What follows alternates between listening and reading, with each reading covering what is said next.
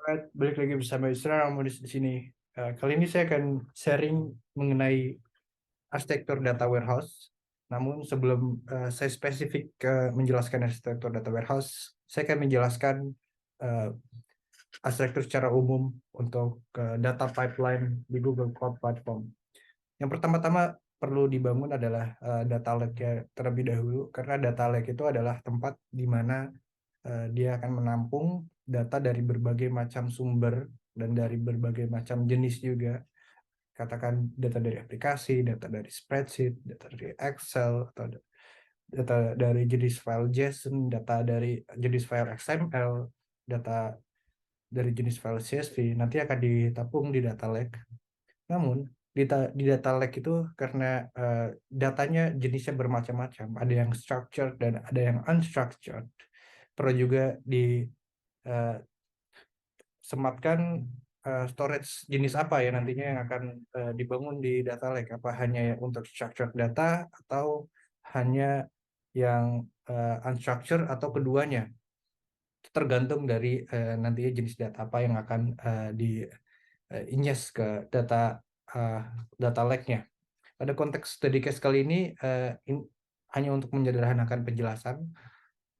Jenis datanya hanya Excel, nanti setelah dilakukan data ingestion ke Cloud SQL itu di data lake itu saya menggunakan MySQL karena itu masih relevan untuk transactional database. Nah, setelah didefinisikan platformnya apa, terus juga sudah dibuat storage-nya di Cloud SQL untuk data lake. Sebelum saya menjelaskan lebih jauh ke ETL-nya, Cloud SQL ini bisa di-create di Google Cloud Platform. Tinggal nanti di-set region-nya apa. Uh, Sebelum ke region nanti ID-nya harus di-set dulu ID-nya apa. Mau ID-nya apa, katakan ini untuk ICT skill, tinggal ditulis ICT skill database, namanya apa, usernya itu apa. Terus nanti di-set juga IP-nya berapa. Nah, nanti IP-nya itu bisa uh, di override dengan domainnya. Nanti domainnya itu juga bisa dites, lakukan tes koneksi dengan kalau sudah ada IP-nya, sudah ada domainnya, terus sudah ada user juga, sudah di set passwordnya, tadi juga sudah di set regionnya di mana, itu disesuaikan semakin dekat dengan uh, dat lokasi usernya itu semakin murah. Dan sebagai catatan penting lagi, uh, jenis memori juga bisa di setup mau pakai hard disk atau pakai uh, SSD. Selanjutnya juga bisa di setup auto scalingnya mau di enable atau disable.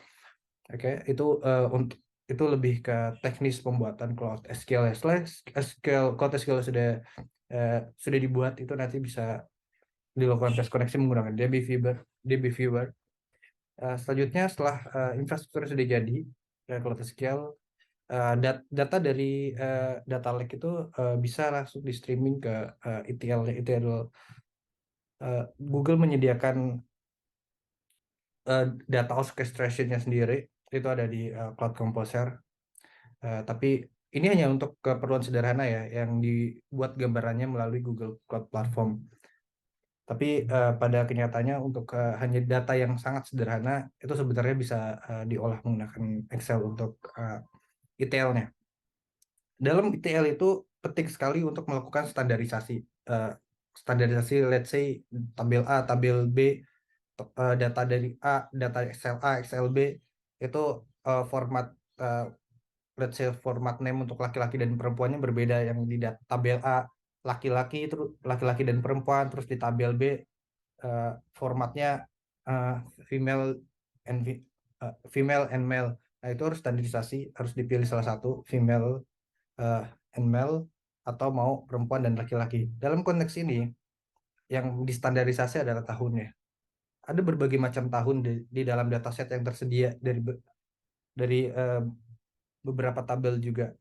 Ada tahun dari 2008 sampai 2009, ada tahun dari 2018 sampai 2019, terus juga ada yang 2017 sampai 2019. Nah, perlu dilakukan standarisasi mana tahun yang nanti akan dijadikan suatu standar dan alasannya kenapa. Pada konteks kali ini, tahun yang saya akan jadikan standar adalah tahun 2011 karena itu yang the most frequent appears-nya di situ. Yang lainnya nggak terlalu frequent. Jadi datanya itu dimasukkan ke data yang tidak digunakan, yang ibarat data yang tersaring dari proses ETL. Datanya nggak dibuang, datanya tetap ada di data lake. Di suatu saat ada keperluan, itu bisa diakses di data lake. Selanjutnya, jika proses ETL sudah selesai, data bisa masuk ke data warehouse. Di data warehouse ini, data yang sudah clean, katakan data yang sudah clean, itu perlu dibuat skema database-nya untuk keperluan user pada saat visualisasi nanti. Kenapa dibuat data skema? Itu untuk mempermudah proses query nantinya. Data skema yang digunakan ini adalah star skema. Star skema ini terbagi dari dua jenis dimensi, fact table dan dimensi table. Maksudnya di sini adalah di fact table, data yang merepresentasikan value kan direpresentasikan lebih detail melalui dimension table.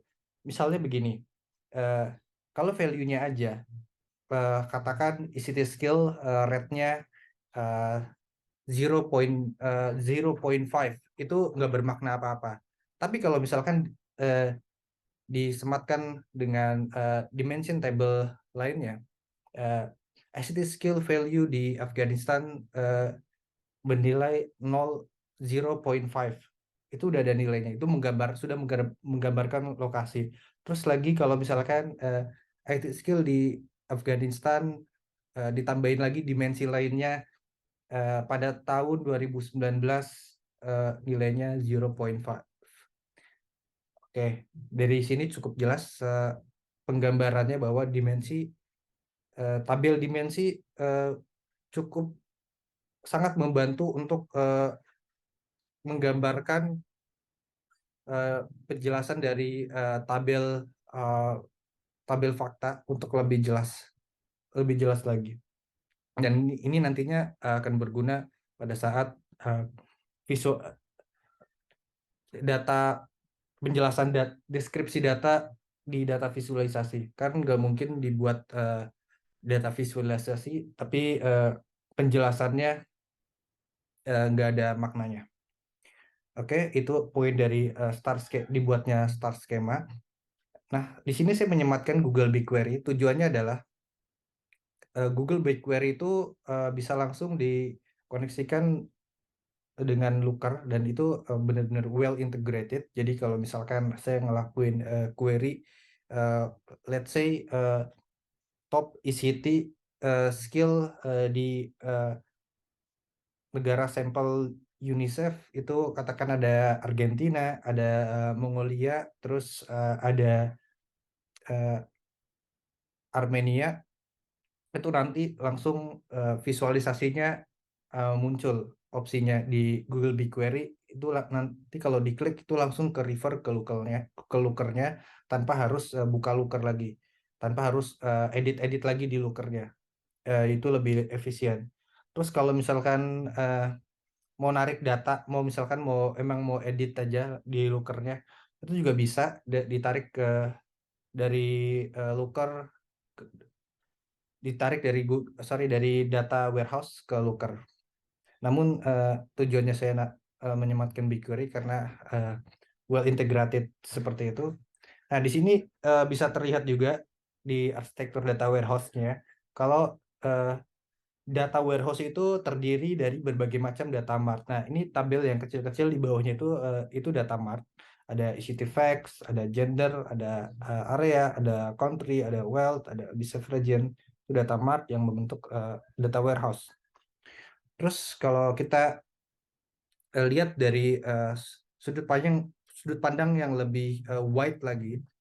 Nah, di data lake itu sebenarnya itu masuk ke online transaction processing system, di mana transaction datanya itu pada saat proses raw data itu di-ingest ke data lake, ada di ke platform yang lebih spesifik lagi, Cloud SQL.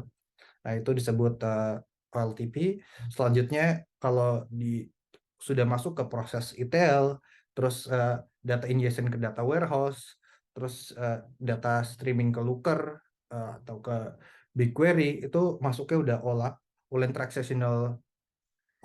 Online Analytical Processing System, di mana itu fokus dari data itu lebih untuk analytical.